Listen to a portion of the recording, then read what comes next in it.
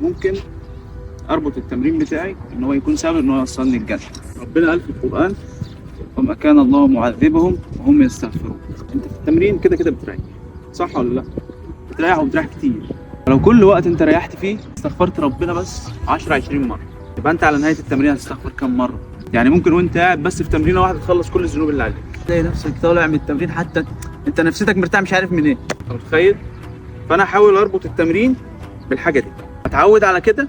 بره التمرين كمان تربطها ببعضها، يعني وانا بذاكر برتاح شويه، كل ما ابقى فاضي استغفر الله استغفر الله. لسانك لما ياخد على الحاجه دي ويتعود عليها هتلاقي نفسك عارف انت يا رب انا جبت كل الحسنات دي منين. خلي بالك اي حد عشان يخش الاسلام اصلا بيخش بكلمه، فده معناه ايه؟ ان الكلام مهم مع النيه. طبعا طبيعي لما بنتولد بنبقى شايفين الجنه ليه؟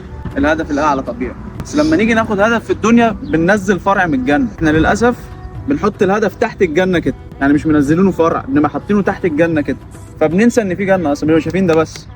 فهمت؟ يعني انت بتبقى شايف الدنيا مش شايف الجنه دي، انما لما تفرع هدف دنيوي هدف دنيوي هدف دنيوي بس انت فوق ايه؟ الجنه.